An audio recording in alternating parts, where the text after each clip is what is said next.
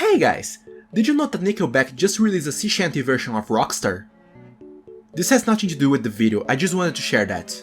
We all just wanna be big rock stars, living hilltop houses, driving 15 cars. Anyway, to the albums!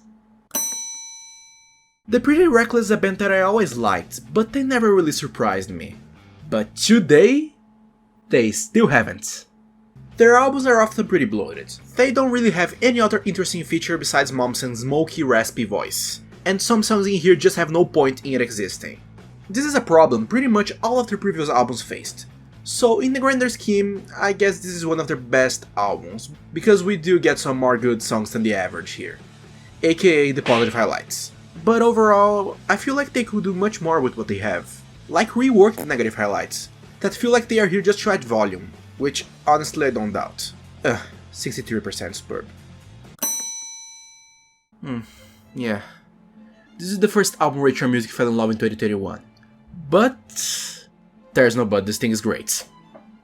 I'm mesmerized by how much personality this album shows. It might have only 6 songs, but in all of these the band takes no prisoners in songwriting, compositions and performance.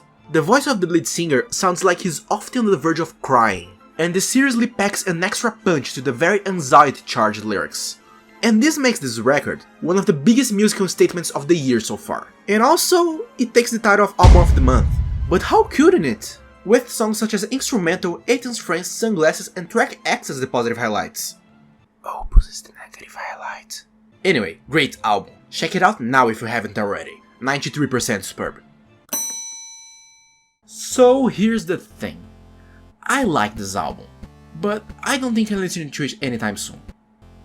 The main reason for that is that the tracks, while they are pretty much solid music that you would expect from Black Dresses, by the end of the album I was already tired of listening to this. It's a little too much being thrown at your face at the same time. I've mentioned before that I'm not very crazy about noisy music. If it's really well done, I can definitely see myself enjoying. But in most of cases, well, pain. Good thing this is in the positive side of the spectrum to me. Most of the songs have a ravaging energy that really wowed me, but I couldn't help but notice some duds in the tracklist. I'm looking at you, negative highlights. Also, here are the positive highlights, and the score I give to this album, 77%. I know for a fact this kind of music isn't what Steven Wilson is known for, but does that mean it's bad? No, it isn't. It's actually pretty good. It's not a perfect album by any means, we do have some clunky moments, especially in the last songs, but I really think some aspects of the album can be really charming. I don't think this album is one for the ages, but it's certainly one interesting point for Wilson's career. And just like Cadaver's bizarrely experimental album last year, it made me feel unsure about his future outputs. I still heavily recommend this album though. Make sure to give it a shot because it's worth it to see Wilson doing something new. It works especially well in the positive highlights. The negative highlight, Count of Unease, is kinda rough around the edges, but there isn't much to complain here. 80% superb for this one. Well, I gotta say it's my favorite Griselda record, yet I still don't like it very much. I don't know what it is. I really wanted to like these albums more. Some songs in here really hit me.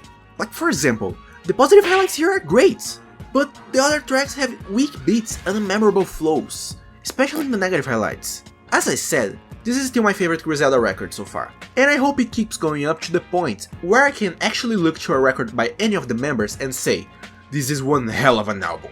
But that's not this one. This one is 67% superb to me. King Gizzard is one of those bands that I really try to like, but every time I listen to their stuff I go, huh, I'm disappointed as always. Maybe next time.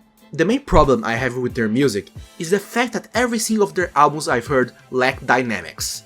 They began fine enough, but by the end, the structure of the compositions are so derivative from each other that I get like, when is this going to end? KG sorta broke that mold a little. It was the first album that I wasn't so tired by the end of the record, so this made me have a little bit of hope for this one. I was expecting to like it, but I definitely wasn't expecting it to become my new favorite King Gizzard album, which it did. Overall, the songs are more enjoyable, it's more dynamic. By the end of the album I wasn't tired. So it's a win, right? I just have to criticize the awful opening track.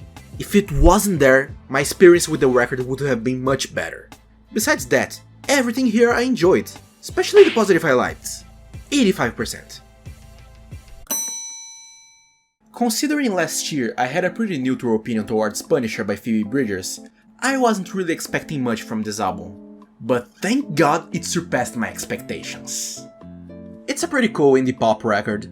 We do have a few songs that enter through an ear and leave through the other, but those are few, and a good chunk of the record is of songs that have enough power through lush sounds and moving lyrics to make you say, these were well spent 42 minutes.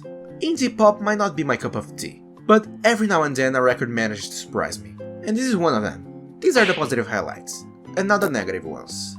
And the final score of the record to me? 78% superb. You know what? After listening to this album, I understood why it's called Medicine at Midnight. It's because if you listen to it at midnight, you will very likely take sleeping medicine, so you can use it as a form of escapism against the fact that this album exists. No, just no. This thing sucks. I wasn't expecting much from this record, considering the lead single Shame Shame grew to become one of my least favorite songs by then. Thankfully, that song is the worst moment of the entire album, but still, this record feels so bare bones and hollow, it's pointless to return. It's like eating a hot dog, but just the bun, no feelings whatsoever. The bass is here, but what really makes the experience feel right is completely missing. Dave Grohl, seriously, you are a legend, I love you. But this album is unbearably weak. I just can't. I'm leaving. See ya.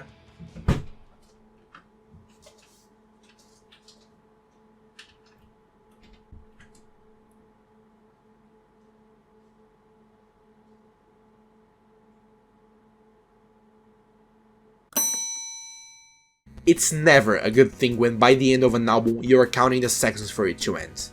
This new Epica album in its core is fine.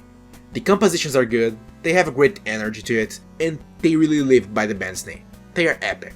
But my god, listening to this thing all the way through is exhausting. It's rare that we have a song that's actually recognizable here.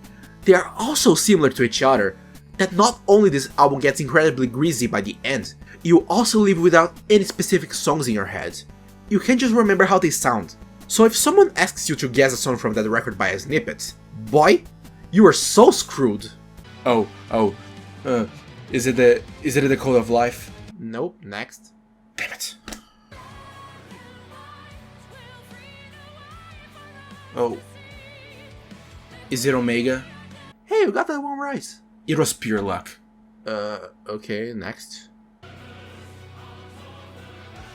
Is it Unleashed? That's not even from this album.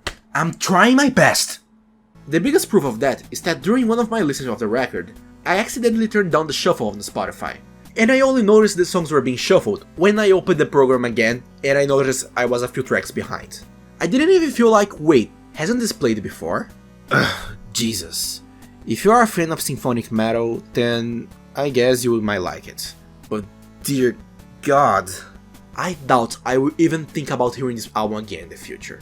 I just might return to the positive highlights, and absolutely not to the negative highlights. Just 55. Is it an album that will change your life after hearing it? No. Is it still worth a shot? Absolutely. It's a pretty average stoner rock album, and considering it's one of my favorite genres, that means I like it. It has some pretty good songs that it's bound to please you if you like stoner, classic rock or affiliates. It just starts to lose focus in the second half, where the flaws of the album start to get a little more evident, like the somewhat repetitive instrumentals, and whatever the hell were they thinking when they wrote This Woman. But leaving that to the side, I honestly don't see reasons to not check it out if you like this kind of music, especially the positive highlights, not so much the negatives. Hence, the score of this record is 73%. Alright, Pale Waves, I get it. You want to be Avril Lavigne, right? So let me describe your album only with Avril Lavigne songs. What the hell? I Can Do Better, Nobody's Fool, and Why?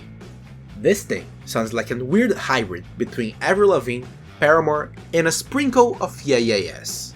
Except it doesn't sound like something that took those inspirations and transformed it into something new. It simply reused the assets and hoped for the best. Also, can we take a moment to talk about the fact that this album has 3 songs that share title with Avril Lavigne? Alright, I get it. You were inspired by her. But do you really need to go that far? Anyway, if you like the artist I mentioned, why not? It's not poorly made. I sorta liked it in fact. But that's because I like Avril Lavigne, not because I like Pale Waves. So don't expect to hear anything you haven't heard before. My positive highlights here are these, and these others are the songs that need to burn. So 61% superb, I guess. Hey there, Edition Marshall here. I'm just here to tell that at the end of the Albums of the Month videos, I'm going to be putting this Bill Clinton montage as a recap of the best albums of the month. So yeah, that's it. See ya.